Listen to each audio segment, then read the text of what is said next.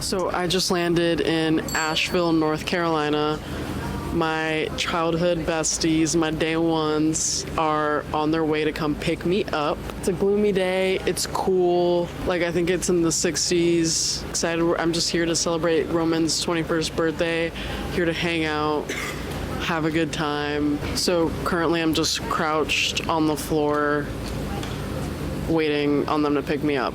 We're kind of more like the mountain area, region of North Carolina, so I don't know. I'm excited.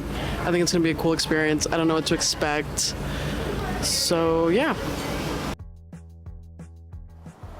What's up with you? What's up with you? Listen here. Open the door, Roman! Cool! What up, Roman? Let's go! How you been?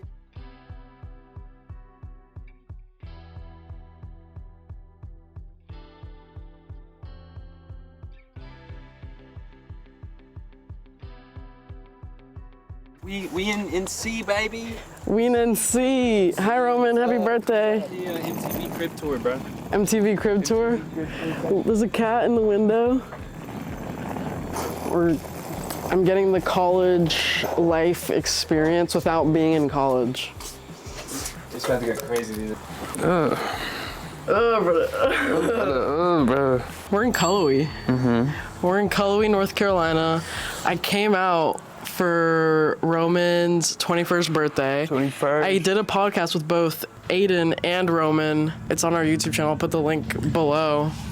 It's actually, like, I really liked that episode. It was fire. And Roman's actually currently in class, otherwise he would be be here right now, but good student type. He's a good student. Type activities.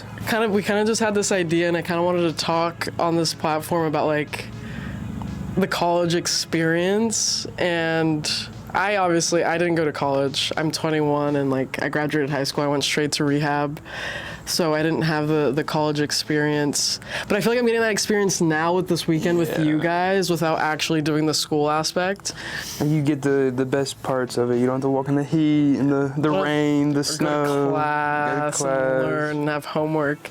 But we were kind of talking, it's like, obviously I'm like the only sober one out of the people we've been hanging out with. Yeah, it's been And it's obviously Roman's 21st birthday, so there's a lot of drinking involved, right? College is known for getting fucked up and doing a lot of drugs and parties. That's like a big social thing. And we were talking about yesterday how we bond in college by drinking together and smoking together. It just passes the time, and it's honestly every movie you watch growing up. If it was a college movie, it had a college party. And what were they all doing in the college party? Drinking out the red Solo cups. Like it's like American culture at this point. Yeah. It is abused, but at the same time, people are like, oh, everyone does it up here. Yeah, it's normal. Everyone does it. You know, alcoholism. Alcoholism, everybody does it. It's so great up here, man. Yeah, so we kind of wanted to talk about what it would be like to be a sober person in college, which we're going to use me as the example. Personally, I'm in a place where I feel like I can be around people drinking in a social way and people smoking. It's not something that I feel like it puts my sobriety at risk. First off, because when I see people drinking, it's so unappealing. Like, and I see them drunk, I'm like, I know that feeling all too well. You remember all those bad memories? You're gonna have a headache. Your stomach hurts. I know you feel nauseous. We also went to casino night, Saturday night. That was not... You felt like shit. Dude, I had like 3 drinks and it just didn't do it. That's the thing with drinking. It's not fun, bro. You always regret it the day after. Yeah, and then, dude, I woke up and I thought my eyes were about to pop out of my head, bro. Oh, God, dude. But yeah, no, even in the whole topic of you being around it all week, I don't even think I saw you bat an eye at any of it, bro. Like, it's just, and you got your ginger beers. And like, yeah, I was drinking ginger beer. Ginger beer is so delicious. Honestly, yeah, ginger beer's fire, bro. So, I mean, it's not like you weren't, you know, every time, hey, you know, hey, you know. Like, so, I didn't feel, like, excluded or... Yeah, I don't feel like there's any peer pressure to... There's no peer pressure. Nobody's like, hey, let's drink. So, like, I do feel like it's a lot different from high school though. What do you mean? In terms of like just peer pressure, like yeah, if you're with a group of friends and they're all drinking, yeah, they're probably gonna be like, hey, you want to drink? But if like people know that you're like, hey, trying to, I'm sober, I'm not. They're probably not gonna Wanna push watch it on another you. thing? I haven't even disclosed to the people we've been around that I'm sober. And they haven't even asked you to They drink, haven't even they haven't asked- asked you to smoke, nothing. Yeah, they haven't even asked me. Like, I haven't felt any pressure whatsoever. Which is actually, that's really cool now that I think about it. I haven't, not that I don't want to, I'm sure, like, I don't, like, it's just I haven't had to and I haven't brought it up. It's like I'm still a part of the hanging out without Yeah. drinking or smoking, and I don't feel weird or excluded. Number one, I feel like if I was in college, if I wanted to have friends and almost a social life, I would have to Be around it. I would have to be around it all Yeah, the no. time. And this is something I'm not around all the time, is a lot of people drinking, because most of my friends are in recovery or in the program. I mean, even for like Roman, for example, in high school, we never really did any of that. So it kind of shows you how college just opens up that door to people, bro. It's like, it's no longer like you're drinking in high school, you're such a bad kid. No, it's like you're an adult now. No one gives a crap what you do tonight. No one cares if you buy a 6-pack and drink it all in one day. Like, no one cares. No one's gonna be like your mom and tell you no.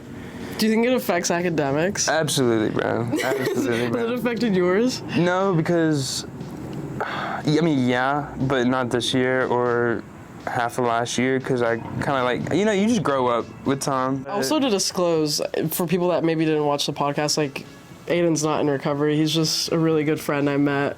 7th grade? Yeah, 7th grade. 7th grade. We've kind of just been hanging out since and have kept in touch since. You And introduced me to Roman. I introduced him to Roman, which they now live 2 minutes away. Yeah, from not each even other. 2 minutes, just 0.3 miles away from each other on accident too. Like the chances of that. The man. coincidences. Yeah, it's just. Yeah, so I feel like this is a good perspective from somebody who's in recovery and who's not.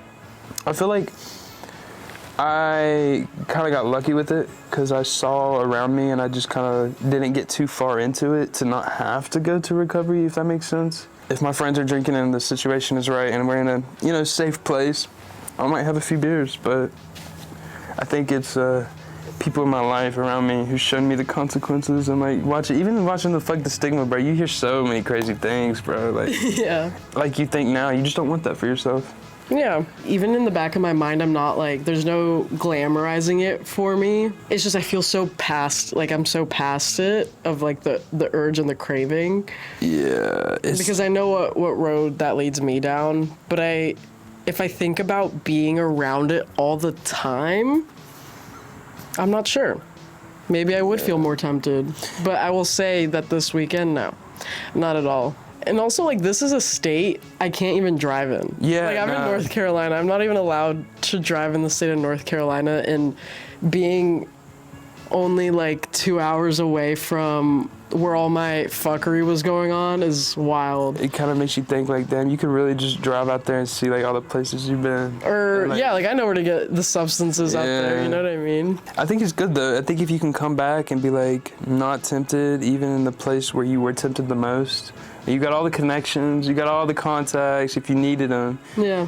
and it's like you just don't. And I think that's real maturity, because it's like I feel like, yeah, anyone can move miles away and then not know anyone to get your stuff from, but I mean, I think it's coming back and having those connections still and choosing not to. I think that's the real maturity and sobriety. Yeah, I agree with that statement. If you lived up here, didn't move out to California, things probably would have been different. I mean, maybe not in the sense of if you were sober, but maybe when, and like how long it took, or. Say I went to rehab and then came back to North Carolina, I doubt I would still be sober.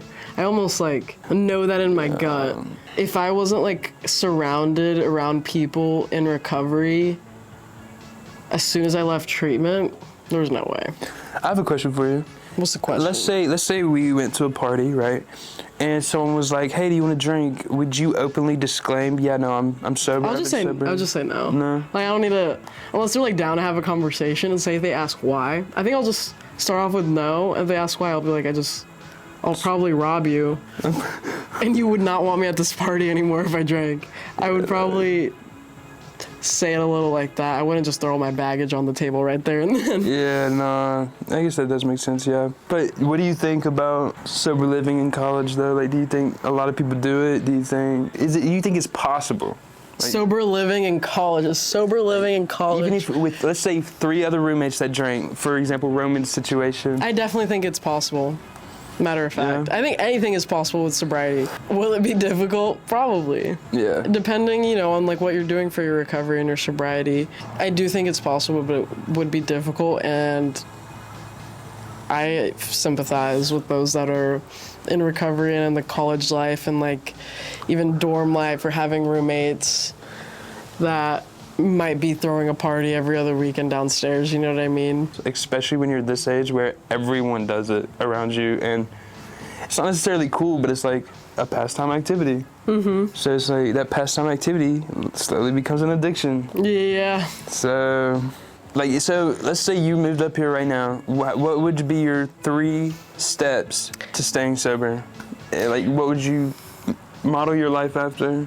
The 3 things I would do to stay sober. I mean, there's apps for finding meetings, but I'm not sure what the meetings look like out here. I would attempt to find one, but there's even Zoom meetings. I would find like your support system. I feel like number 1, finding people that care Same mindset. and and will hear you out and know what you're going through. That would be number 1. Number 2, say you are really early in sobriety, I wouldn't really go to the parties. Like find what you want to do on your spare time that doesn't involve like putting yourself in that situation. And I don't even think you need to not have friends that are sober. I think you just have to have friends who understand that you're sober. Yes, exactly. And there's definitely people up here. I mean, you've seen all the types of people up here, and there's definitely, I think anywhere you go, there's gonna be people that will understand you and actually be good friends. It's just you gotta find the people is worth making friends with. Yeah. So I do like that. So meetings, find a support group. I would just say friends. Be open about your experience. Be open about that. Like have no shame in this shit. Like no, I don't drink. Someone offers you a drink, don't even hold it. Just be like, nah, sorry, I don't drink. Get that shit away. You might be surprised, like if you say like, yeah, I'm sober, I don't use substances, you might be surprised that you'll find somebody that is like, hey, oh, me too. Yeah, me too. Matter of fact, I'm not a fan of drinking either. I definitely think it's doable to stay sober as a college student. It's just, of course, a little more challenging because you're truly put in a place where it's like everybody indulges in alcohol and drugs. I'm also sure the bigger your campus is, they probably have like AA meetings or like, you know what I mean? Right? Like, they probably have stuff for clubs like and shit? Yeah, like Stay Sober Club. There's clubs, yeah, for sure. Yeah. Like I went we went to the casino, and drinking is a huge thing in the casino. They want you drunk to spend more of your money. Yeah. And it was just, I didn't spend a dime on any beverages, but it was like, dude, it was like fun to watch everybody, but also scary to see, like you could see people in the midst of their gambling addiction. Yeah. And it was like people using 3 machines at the same time. Yes, most like I got yelled at by some old ladies, but probably been there since the open, bro. Like, don't touch my scooter. My bad, lady. I'm sorry. But it was a good time. I'm 21 and don't drink, and I got to have like a casino night experience. It was a big ass casino. It was huge, and it was honestly like, it was cool. It was a vibe for sure. The experience alone, and that's another thing. You don't have to go to a party to drink. That's not the experience. The experience is just going to a party, interacting with people. Yeah, interacting with people. Honestly, even people watching. People love doing that. It's honestly more rewarding to dance sober, because it's like, yeah, you got the balls to dance sober, than it is like anyone can dance drunk, bro. Make a fool out of themselves. But like dancing sober, it's like you're actually a fun person. Like you're actually a fun person and not just shit faced. So this has been cool. It's been fun having this college experience without being in school, and it was amazing seeing my childhood besties. Yeah. That was good. It was good. And just like chilling in North Carolina and we've been hanging out in a lot of nature, and it's been fun. I've been having a good time, and it's been great visiting you guys, and this kind of conversation came up, so I'm glad I got to talk to you about it. Someone who's trying to stay sober, it's a beautiful place up here, and it's a lot of nature activities that you can do. I mean, you can make it work. You can make it work. Make sobriety work.